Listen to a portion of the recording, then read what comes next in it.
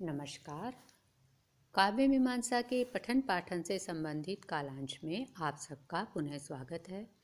काव्य मीमांसा के चतुर्थ अध्याय के अध्ययन को आगे बढ़ाते हुए आज हम भावक भेदों से संबंधित गद्यांश का अध्ययन करेंगे। आचार्य भावक भेदों का वर्णन करते हुए कहते हैं, ते च द्विधा रोचकिनः स तृणभ्यवहारिणश्च इति मंगलः। यहाँ आचार्य राजशेखर ने पहले मंगल आचार्य के मत को उद्धृत किया है कि मंगल आचार्य के मतानुसार ते च वे भावक द्विधा दो प्रकार के होते हैं, अरोचकी न स तृणाभ्यवहारिणश्च, अरोचकी और स तृणाभ्यवहारी। कवियों भी भवन्ति इति वामनीया। आगे कहते हैं कि वामन के मतानुयायियों के अनुसार ये दो भेद कवियों के भी होते हैं। चतुर्धा इति यायावरीय मत्सरिणः तत्वाभिनिवेशिनश्च। अब आचार्य राजशेखर कहते हैं कि मेरे मतानुसार भावक चतुर्धा चार प्रकार के होते हैं। दो भेद तो जो ऊपर कहे गए वे होते हैं और दो भेद होते हैं आगे जो बताए जा रहे हैं, मत्सरिण मत्सरी और तत्वाभिनिवेशी। इस तरह से आचार्य राजशेखर ने अपने मतानुसार भावकों के चार भेदों का कथन किया है कि वे अरोचकी, सतृणभ्यवहारी, मत्सरी और तत्वाभिनिवेशी होते हैं। अब आगे बताते हैं, तत्र विवेकिनः पूर्वे तद्विपरीतास्तु ततोऽनन्तरा इति वामनीया। यहाँ कहते हैं कि जो पहले दो भेद किए गए हैं उनके बारे में वामन के मत का अनुसरण करने वाले विद्वानों का मत है कि तत्र विवेकिनः पूर्वे, इनमें जो अरोचकी होते हैं पहले वाले अर्थात अरोचकी विवेकी होते हैं और अनंतरा बाद वाले अर्थात सरल तृण अभ्यवहारी इसके विपरीत होते हैं अर्थात अविवेकी होते हैं। अरोचकिता ही तेषां नैसर्गिकी ज्ञान यो निर्वाह। अब आगे कहते हैं कि यह जो अरोचकिता होती है यह या तो स्वाभाविक होती है या ज्ञान मूलक होती है। नैसर्गिकी स्वाभाविक होती है, ज्ञान योनि वा या ज्ञान मूलक होती है। स्वरूप बताते हैं आगे कि नैसर्गिकी ही संस्कार शतेनापि वंगमिव कालिमानम ते न जहति। कि वे जो अरोचकी कवि होते हैं यदि उनकी जो अरोचकिता है वह स्वाभाविक होती है तो उसको वे सैकड़ों संस्कार करने पर भी उसी प्रकार नहीं छोड़ पाते हैं जैसे कि वंग जो जस्ता नामक धातु है वह अपनी कालिमा को सैकड़ों संस्कार करने के उपरांत भी नहीं छोड़ती है। आगे कहते हैं, ज्ञान योनौ तु तस्या विशिष्ट गेयवती वचसी रोचकितावृत्ति ही एव इति यायावर्ये। यायावर कहते हैं राजशेखर कि ज्ञान योनौ तु, यदि वह अरोचकिता ज्ञान मूलक होती है तो विशिष्ट गेयवती वचसी, जो विशिष्ट ज्ञान से युक्त वचन है उसमें, विशिष्ट ज्ञान से युक्त रचना में उनकी रोचकिता वृत्ति, उनकी जो रोचकिता है वो उत्पन्न हो जाती है, उनकी प्रवृत्ति इस तरह की जो गुण से युक्त काव्य रचना है उसमें हो जाती है। अब आगे कहते हैं, किंच सतृण अभ्यवहारिता सर्वसाधारणी। लेकिन जो सतृण अभ्यवहारिता है वह सर्वसाधारण होती है। क्यों? क्योंकि तथा ही व्युत्पत्सो कौतुकिनः सर्वस्य सर्वत्र प्रथमांसा। व्युत्पत्ति सो, व्युत्पत्ति के इच्छुक, कौतुकिनः जो कौतुकी जन हैं, सर्वस्य उन सब में, सामान्य वह प्रथमम सर्वत्र पहले से ही सब जगह विद्यमान होती है। प्रतिभा विवेक विकलता ही न गुणागुणयोर विभाग सूत्रम पातयति। अब आगे कहते हैं कि यदि किसी भावक में प्रतिभा और विवेक नहीं है तो प्रतिभा और विवेक की विकलता अर्थात इनका अभाव होने से वह भावक गुण और अवगुण के विभाजन को नहीं समझ सकता है। फिर क्या करता है तो इसके कारण, क्योंकि गुण और अवगुण के भेद को नहीं समझ पाता है तो ततो बहु त्यजति बहु च गृह्णाति, वह बहुत सी आवश्यक चीज़ों को छोड़ देता है और बहुत से अनावश्यक तत्वों को ग्रहण कर लेता है। विवेकानुसारेण ही बुद्धयो मथु निश्चंदन्ते। कहते हैं कि बुद्धियाँ विवेक के अनुसार ही अमृत की वर्षा करती हैं। बुद्धियाँ निश्चंदन्ते वर्षा करती हैं किसकी? मधु अमृत की। किसके अनुसार? विवेक अनुसारेण। अब आगे कहते हैं परिणामे तो यथार्थदर्शी स्यात्। जो भावक है उसको कैसा होना चाहिए? परिणाम में यथार्थ दृष्टा होना चाहिए। विभ्रम भ्रंशः च निश्रेयसम सन्निधत्ते। क्योंकि विभ्रम का नाश, संशय का नाश ही कल्याण को प्राप्त कराता है। दो भेदों का वर्णन करके अब भावक के तीसरे भेद के बारे में बता रहे हैं। मत्सरिणस्तु प्रतिभातम अपि न प्रतिभातम।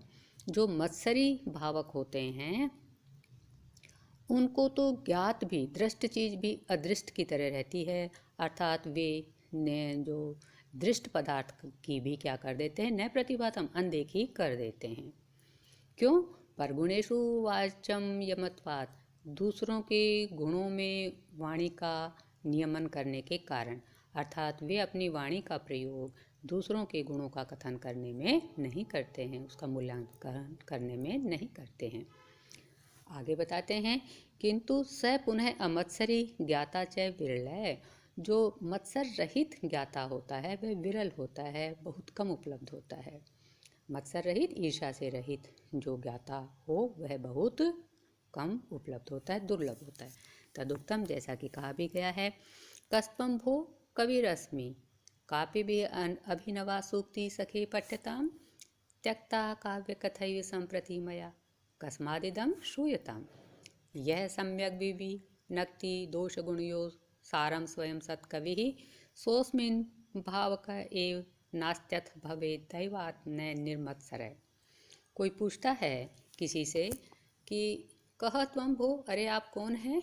तो दूसरा जवाब देता है कवि अस्मि, मैं कवि हूँ। तो प्रश्नकर्ता उसे कहता है काव्य अभिनवा सूक्ति ही सखे पठ्यताम।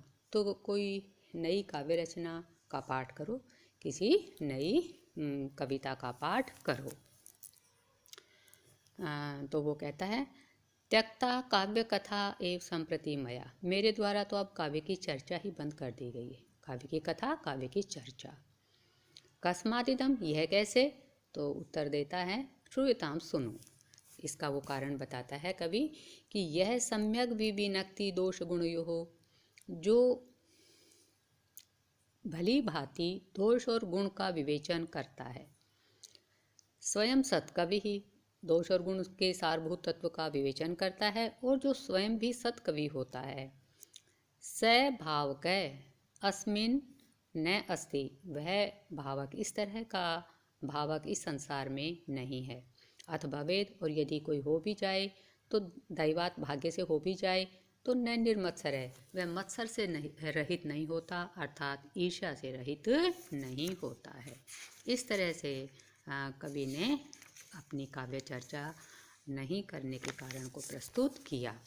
अब आगे चौथे भेद का वर्णन करते हुए राजशेखर कहते हैं तत्वाभिनिवेशी तु मध्य सहस्रम यद्येकः तदुक्तम शब्दानां विविनक्ति गुम्फत विधीनाम आमोदते सूक्ति भी सांद्रम लेढिरसामृतं विचिनुते तात्पर्यमुद्रां च यः पुण्यै संघटते विवेकत्रिविरहात् अंतर्मुखं ताम्यतां केशामेव कदाचिदेव सुधियां काव्यसमज्ञो जनः।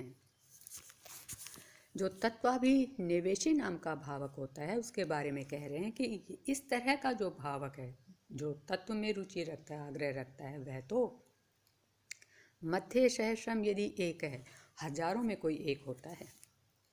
जैसा कि कहा भी गया है कि शब्दानाम विविनक्ति गुम्फत विधि नाम। गुम्फत विधि नाम, शब्दों की जो ग्रंथन की विधि है, शब्दों के प्रयोग की जो विधि है उसका विविनक्ति, जो विवेचन करता है, भली भांति उसको जानता है, और सूक्ति भी आमोदते, जो सूक्तियों से आनंदित होता है, सांद्रम लेढ़ी रसामृतम, और जो रस रूपी अमृत, जो गहन रस रूपी अमृत है उसका आस्वादन करता है, घने रस का आस्वादन करता है, और विचिनुते तात्पर्य मुद्राम चाहिए, जो कवि के तात्पर्य स्वरूप अर्थ को विचुनुते उसका विवेचन करता है। ऐसा पुण्य संघटते विवेक्तरी विरहात अंतर्मुखम ताम्यताम केशाम एव काचिदेषु धियाम। ऐसा काव्य श्रमज्ञोजन है, काव्य के श्रम को जानने वाला व्यक्ति, कवियों के काव्य में किए जाने वाले श्रम का ज्ञाता व्यक्ति सुधियाम केशामेव कुछ ही बुद्धिमानों के पुण्य संगठते पुण्यों से उन्हें उपलब्ध होता है। अन्यथा तो विवेक त्रिविरहात अंतर्मुखम ताम्यताम, जो विवेचन करता है, भावक हैं, इन अच्छे भावकों का अभाव होने के कारण कविजन मन ही मन दुखी होते हैं। अब आगे इन 4 प्रकार के भावक भेदों का निरूपण कर जो अच्छा भावक होता है वह कवि के लिए क्या अर्थ रखता है, इसका वर्णन करते हुए कहते हैं, स्वामी मित्रम च मंत्री च शिष्य आचार्य एव च कवेर्भवति ही चित्रम किम ही तद न भावकै काव्येन किम कवेस्तस्य तन्मनोमात्रवृत्तिना नीयन्ते भावकैर्यस्य न निबंधा दिशो दशा। कहते हैं कि जो अच्छा भावक होता है वह कवि का स्वामी होता है, मित्र होता है, मंत्री सलाह देने वाला मंत्री होता है, शिष्य होता है, आचार्य भी होता है। कवेः भवति, कवि का होता है कौन? भावक। अच्छा भावक कवि का स्वामी, मित्र, मंत्री, शिष्य और आचार्य सब कुछ होता है। चित्रम किम ही तत् न भाव के, कहते हैं कि आश्चर्य की बात है कि किसी कवि का कोई भावक यदि नहीं होता है, किसी कवि का भावक नहीं होना बड़े आश्चर्य की बात है। तो कहते हैं काव्येन किम कवेः तस्य तन मनोमात्र वृत्तिना, ऐसे काव्य से, कवि के काव्य से क्या तात्पर्य जो उसके मन मात्र में विद्यमान रहे। ऐसे कवि की काव्य रचना का क्या प्रयोजन जो केवल उसके मन मात्र में सीमित रहे, मन तक सीमित रहे। और क्या नहीं हो, भावकई यस्य निबंधा 10 दिशा न नीयन्ते, भावकई भावकों के द्वारा, यस्य निबंधा जिसकी रचनाएं 10 दिशा न नीयन्ते 10 दिशाओं में नहीं ले जाई जाती हैं, विस्तारित नहीं की जाती हैं। ऐसे कवि की काव्य रचना का क्या तात्पर्य अर्थात उसका होना सार्थक नहीं है। इस तरह आचार्य राजशेखर ने भावक के 4 भेदों का निरूपण किया और उसके पश्चात बताया कि कवि के लिए एक अच्छे भावक का होना नितांत आवश्यक है, क्योंकि उसी के द्वारा कवियों की काव्य रचनाएं सभी दिशाओं में प्रसारित की जाती हैं। आज इतना ही। आप सभी की कुशल मंगल कामना के साथ धन्यवाद। जयतु संस्कृतम, जयतु भारतम।